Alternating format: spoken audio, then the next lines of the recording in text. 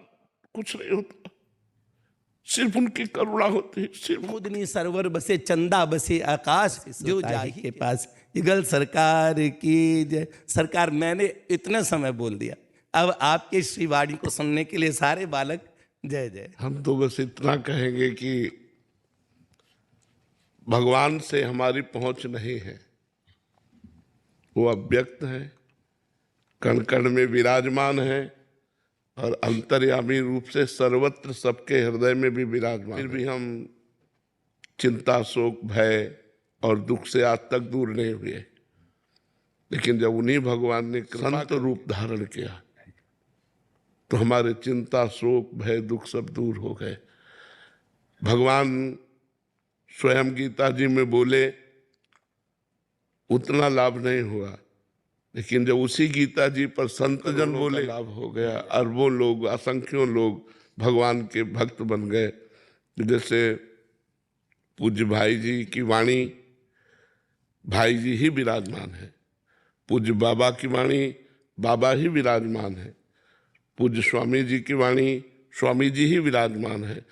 तो हम लोगों को चाहिए इधर उधर चित्तवृत्ति ना देते हुए, आज तक कभी भाई जी की वाणी में एक भी शब्द में हमें ये महसूस नहीं हुआ कि ऐसा क्यों लिखा है।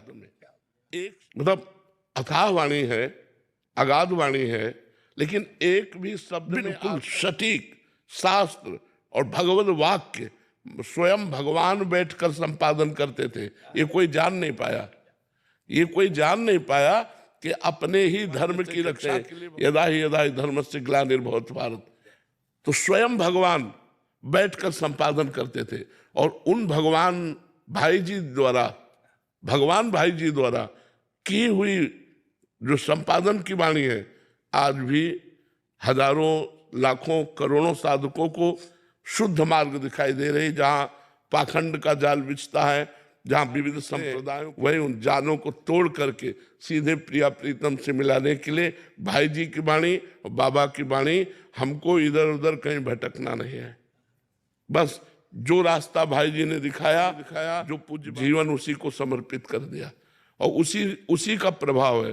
पूज्य बाबूजी और पूज्य बाबा जी, इनकी वाणियों ने ही परिवर्तन किया, हमारे जीवन को एक नया रास्ता दिया। हमारे उस रास्ते में स्वयं हाथ पकड़कर चले और जहां पहुंचाना था हाथ में, और जब देखा तो जो हाथ पकड़े थे वही, जिनमें हाथ दिया वही है, दूसरा कोई है ही नहीं। तो हमें भगवान से भी ज्यादा जो भक्त स्वरूप भगवान ने धारण किया,